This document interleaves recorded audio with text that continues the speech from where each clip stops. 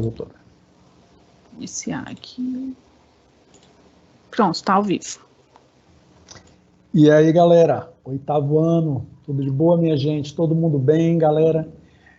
Olha, a gente está sempre lembrando a vocês daqueles cuidados, né, meu povo? Não pode esquecer. Se você for assistir os vídeos aí das outras turmas, você vai encontrar o mesmo parecer, a mesma introdução, a mesma lembrança de tomar os cuidados, porque a gente quer ver todo mundo bem, todo mundo com saúde, né? Aí, como eu estava falando para a galera do 5º ano, você pensa assim, mas eu sou jovem, né? Não sou do grupo de risco e tal, mas isso não nos torna imune, gente, e a gente tem que lembrar também das pessoas que a gente ama, né? Dos amigos, da família, daqueles que são mais vulneráveis, certo? Então, vamos tomar os cuidados para que a gente fique de boa, para que a gente fique bem, tá certo? Uma outra coisa, galera, ó, aquele horário, aquela rotina de estudo, tá? Separar aquele espaço para vocês estudarem, minha gente, tá? O dia é grande, dá para você fazer o que você quer, meu povo. Então, separa lá aquele tempo, aquele horário específico, eu vou estudar de tal hora até tal hora, tá? Não precisa ser um exagero, mas também não precisa ser não pode ser um tempinho, né, minha gente? Um tantinho, uns minutos, não, tá? Dá uma temporada aí de estudo naquele horário específico, porque aí com certeza você vai aproveitar bem, não só o tempo de estudo, mas os outros momentos também, tá certo? Agradeço aí já a participação de vocês, daqui a pouco tem aquelas perguntinhas, já vão afiando aí o pensamento, né, e as mãos para poder responder, tá bom, galera? Muito bem, gente, ó, o nosso tema de hoje é o significado do corpo para as religiões. Como é que as religiões, elas compreendem o corpo, né? Como é que elas entendem o corpo? Do lado aí a gente tem uma figura de perfeição grega, né? A figura de perfeição do corpo atlético e tal, disposto, etc., admirável, né? Dentro da cultura grega, que é chamada de discóbolo, né? Então, eu escolhi essa imagem aí porque ela fala muito dessa questão da valorização do corpo. E não é diferente quando se trata das religiões. As religiões também entendem que o corpo é uma parte importante do ser humano, tá? Então, quais são os nossos assuntos de hoje? O corpo como espaço sagrado. Do lado aí você tem também o homem, né? Que ele está com o corpo todo pintado. Toda essa pintura aí do corpo dele tem uma representação, um significado religioso. No segundo ponto, o corpo como olha que está frisado aí, né? Uma parte de nós. A gente não é todo corpo, né? Não é só corpo. A gente tem outras partes também importantes da vida da gente, que precisam ser cultivadas e cuidadas. 3, o corpo como ponte entre o transcendente e o nosso espaço material visível aqui. E o corpo de acordo com a visão cristã. A gente não estendeu tanto para outras religiões, gente, porque nós temos pouco tempo, né? Mas todas as religiões, basicamente, elas vão falar da questão do corpo como sendo algo importante. E, de maneira geral, a gente pode dizer até que eles vão compreender e falar do corpo como algo sagrado, né? Criado pelo poder divino. Tá joia? Então, vamos nós. O corpo como espaço sagrado. E aí eu tenho a primeira pergunta para vocês, tá? Pedir aí vocês para responderem no chat, certo? Se o corpo é sagrado, como é que alguém pode profanar o seu próprio corpo? Profanar no sentido de macular, de prejudicar o seu corpo.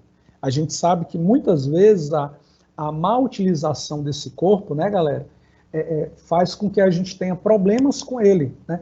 Então, como é que a gente pode prejudicar o nosso corpo? Como é que muitas vezes as pessoas prejudicam o próprio corpo? Eu quero a interação de vocês, tá? Responde aí, por favor, que já já eu peço socorro aí a Ana para poder ler. Tá bom, galera? Então, vamos lá. O corpo é um dos principais, se não o principal objeto de manejo de crenças religiosas. É a partir do corpo que o sagrado manifesta-se. Tá? Então, quando se fala do corpo, a gente vai ver já que em algumas tradições religiosas, fala do corpo como sendo esse lugar de interação entre o ser humano, entre essa vida, né, entre esse espaço material que a gente tem, que a gente vê, com o transcendente, né, com a ponte espiritual, com o lado espiritual. Tá? E para falar dessa sacralização do corpo, eu escolhi a figura desse cara aí, que eu acho que, se não todos, a maioria já identificou, que é o Bob Marley, né? Então, por que o Bob Marley? Porque o Bob Marley, ele tinha uma filosofia chamada Rastafari, ele seguia uma filosofia chamada Rastafari, que dizia que o corpo é sagrado, e como é espaço sagrado, ele não pode ser, de modo algum, prejudicado, né? Não pode ser cortado, não se pode tirar nenhuma parte do corpo. É por isso que ele deixava os dreads aí, né, bem longos. Por quê? Porque eles não cortavam o cabelo, né? Quem seguia essa filosofia de vida não cortava o cabelo, tá? Não podia cortar nenhuma parte do seu próprio corpo. Então, o que foi que aconteceu com Bob Marley? Alguns de vocês acham que conhecem a história. O Bob Marley, ele adquiriu um cancro, né? Uma doença que ficou localizada lá no dedão do pé dele. E que é um tipo de câncer, né? Quando os médicos começaram a pesquisar, examinar e tal, disseram, olha, se você não cortar, esse câncer, ele vai tomar conta do seu corpo todo. E ele disse, não, mas eu não vou fazer isso por causa da minha filosofia de vida, né? Porque para o Rastafari, o corpo ele é sagrado, então ele não pode ser cortado de modo algum, certo? Então, devido a isso, ele não cortou e aquele câncer acabou se alastrando, tomando conta de partes vitais, né, do corpo dele. E, infelizmente, o Bob Marley, o grande cantor, acabou morrendo, né, gente? Então, eu coloquei ele aí como exemplo, né, porque ele entendia, e a filosofia que ele seguia, entendia essa sacralidade, essa importância, esse valor que o corpo tem, tá certo? Então, é um exemplo de corpo como espaço sagrado. Okay? Então, o corpo como uma parte de nós, tá? Professor, mas todo mundo sabe que o corpo é uma parte de nós. Mas a gente está aqui para refletir, né, minha gente? Inclusive com a ajuda de vocês, certo? Embora tenha uma grande importância e deva ser cuidado e preservado, o corpo é uma parte de nós. Por isso, as outras partes, que é a intelectual e a espiritual, elas não podem ser negligenciadas, galera, tá? É importante que eu cuide do meu corpo? É importante que eu trate bem, inclusive que eu faça exercício físico? Com certeza, gente. É muito importante. Professor, e se eu quiser ganhar assim um corpo mais substancioso e tal, ficar forte, tudo, você vai ter que esperar, porque a estrutura do teu corpo ainda não tem condições de fazer com aquela quantidade de exercício, tá? Mas fala lá com o Léo, com o Flávio, que eles vão ajudar vocês melhores, tá bom? Que são professores de educação física. O que a gente está querendo mostrar aqui, galera, é que existem outras partes de nós que elas são também muito importantes, tá? Assim como eu devo cuidar do meu corpo, eu devo cuidar também da minha parte intelectual. Ler, estudar, ter aquele momento de sossego da mente, né, galera, para poder ficar bem, tá? Cuidar do meu lado espiritual, praticando ou não uma religião específica, né? Se você tem uma religião que você segue, que você pratica, muito bom, galera, porque você vai encontrar uma comunidade ali de apoio que vai lhe ajudar e tal. Mas se não, cultive também esse lado espiritual, né? Porque ele também faz parte de você, certo? Então entenda o corpo como algo sagrado, importante, mas ele é uma parte de nós. Não negligencia as outras partes, que é o lado espiritual e o lado mental ou intelectual também, tá bom? A figurinha aí nos ajuda a entender bem isso, né? Só existe equilíbrio na unidade. Então, se eu cuido muito do corpo e negligencio as outras partes, o meu corpo vai estar em desequilíbrio. Se eu cuido muito das outras partes e não cuido bem do meu corpo, nosso corpo também, o nosso ser em si vai estar em desequilíbrio, tá? Então, cuida da mente, cuida do espírito, cuida do corpo também. Joia? Então, eu vou voltar aqui um instantinho, e aí eu vou pedir a Ana para fazer aquela interação, Ana. A galera aí deu resposta, compartilhou. Oi, Evaldo. Só a Iana respondeu até agora, falando que fazendo esforço físico mais que o necessário, indo ao extremo com exercícios físicos. Olha só, muito bem. Colabora aí, meu povo, tá? Comenta aí, minha gente. Mas muito bem, Ana. Ó, eu achei muito massa a resposta da Iana, viu, Ana? Porque a gente vê algo bom que pode ser prejudicial. Quando? Quando eu exagero, né? Quando eu acabo tratando como exagero. Então, se eu não compreendo esses limites, né, do meu corpo e vou fazer exercício físico além daquilo que eu realmente preciso, eu vou acabar me prejudicando, né? Então, de novo, mais uma dica, né, para dar trabalho lá para o Léo, e para o Flávio, vão lá, pergunta a ele, né, se essa é a sua intenção, pergunta a eles que eles vão lhe ajudar e lhe direcionar da maneira correta, tá? Para o teu porte físico, para a tua idade, para que você fique bem, tá bom, gente? Galera, uma outra coisa, ó, isso aí de maneira geral as pessoas praticam, né? Que é tomar remédio sem direcionamento médico, né? Sem uma consulta médica. Ah, mas é para o bem, eu não estou bem e tal, vou tomar para poder ficar melhor, porque disseram que é bom, tudo, né? Eu vou ficar com uma sensação boa. Beleza, mas isso pode trazer sequela, gente. Pode trazer prejuízo. Então, se o corpo é sagrado, eu não posso prejudicá-lo de maneira alguma, né? Eu tenho que tomar todos os cuidados para que o meu corpo fique saudável, tá? Então, agora sim, ó, o corpo ele é utilizado para algumas tradições religiosas como uma ponte entre o transcendente, né, entre o mundo espiritual e o nosso espaço material. Leia aí comigo. Para alguns grupos religiosos, o corpo é o canal entre o mundo espiritual e o mundo material. E aí a gente colocou 2 exemplos aí para ficar bem claro. Um são os espíritas, né? Eles acreditam que uma entidade, né, espiritual, ela pode tomar conta do meu corpo para poder falar para aquele grupo que está ali presente, né? Para as pessoas que estão ali presentes numa sessão espírita. Então, é a partir do corpo que essa entidade mediúnica ela vai realizar aquilo que deseja, aquilo que precisa, que é transmitir uma mensagem, certo? Então, os espíritas, eles entendem que o corpo é esse canal entre o mundo espiritual e o mundo material. E também as religiões de matriz africanas, né?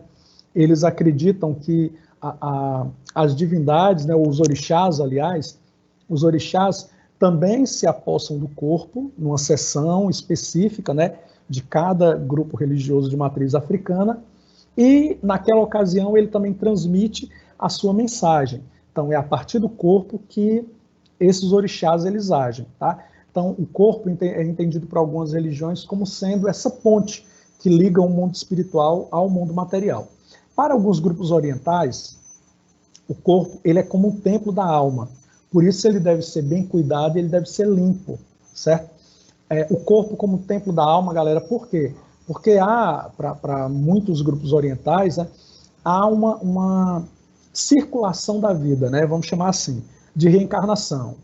A alma vem, encarna, cria um corpo, é um bebezinho, cresce, morre e depois de novo. Encarna, cresce, morre de novo. E assim vai dentro desse período, desse processo, aliás, de reencarnação, tá?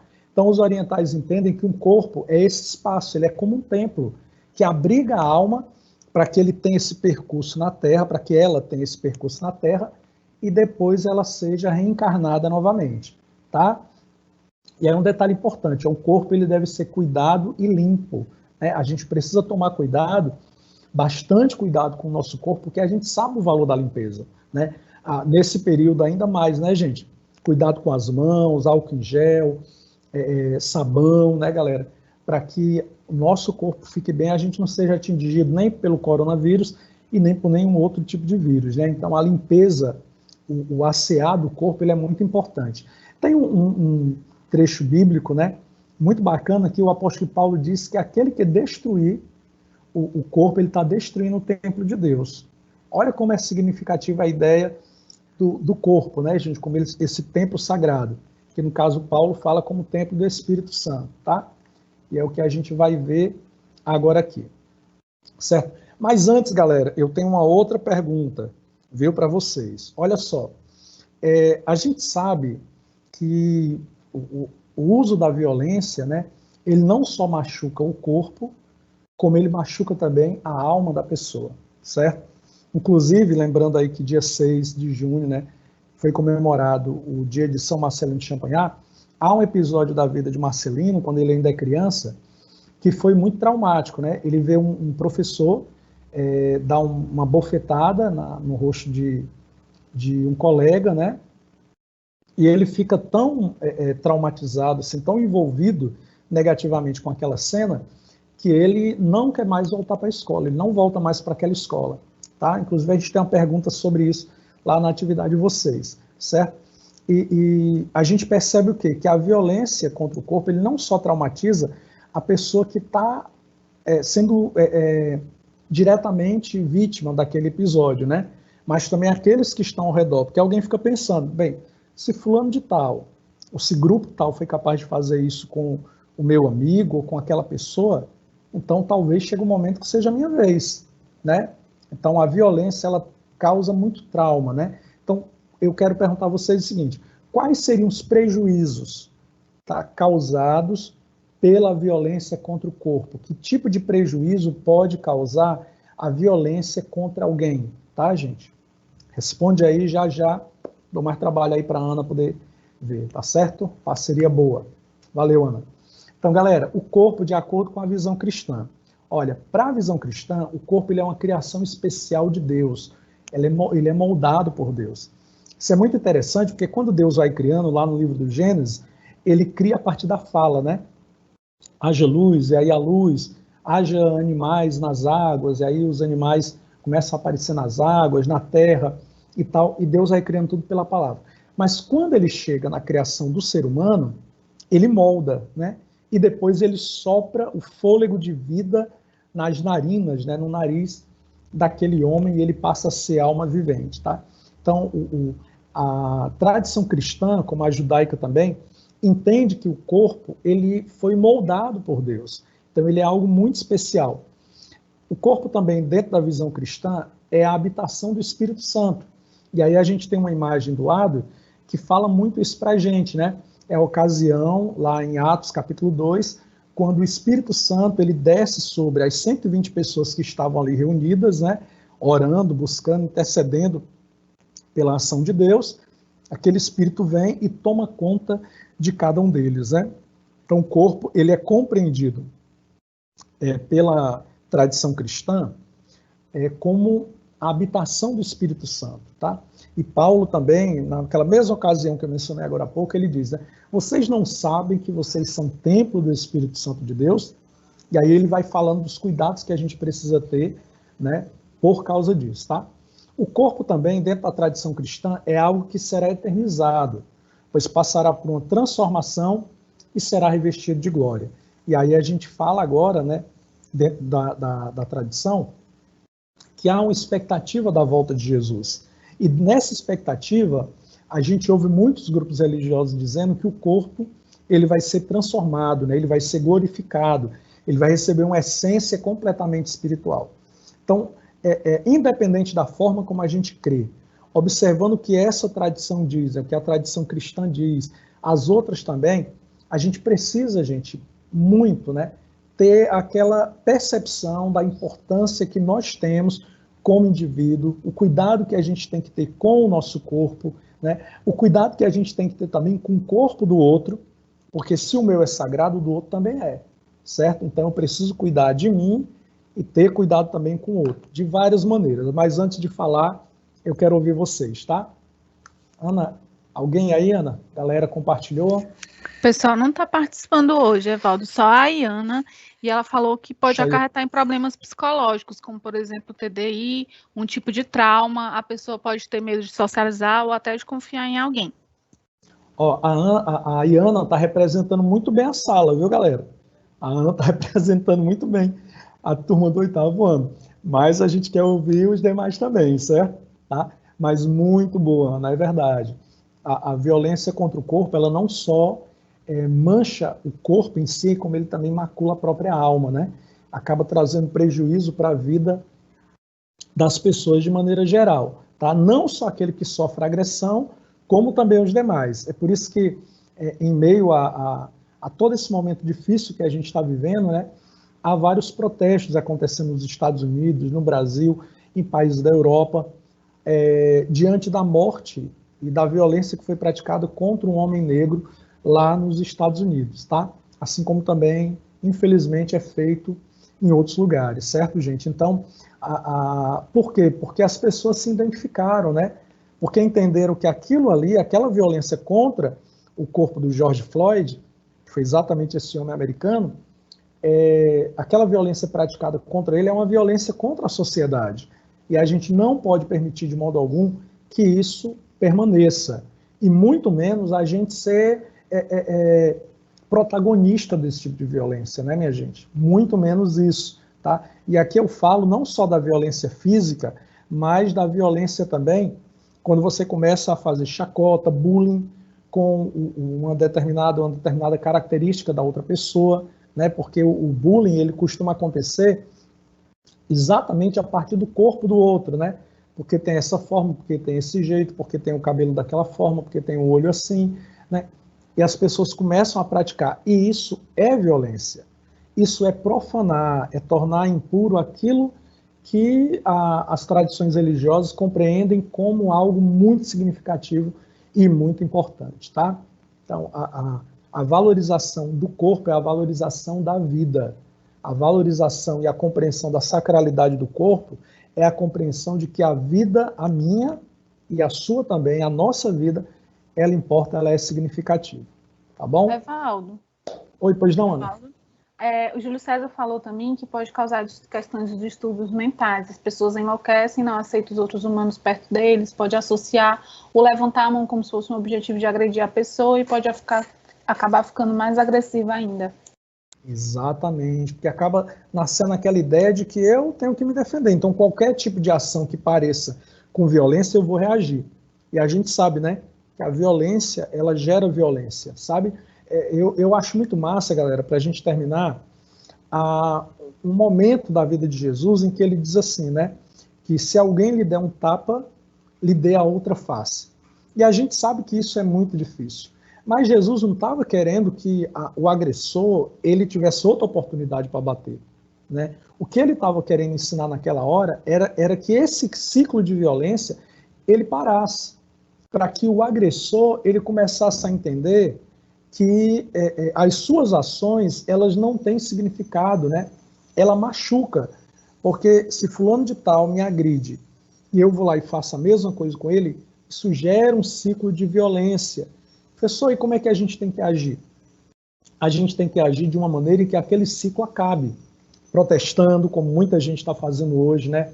Reivindicando, sabe? Há muitos casos, né? Infelizmente eu presenciei alguns, de famílias que foram se destruindo, né?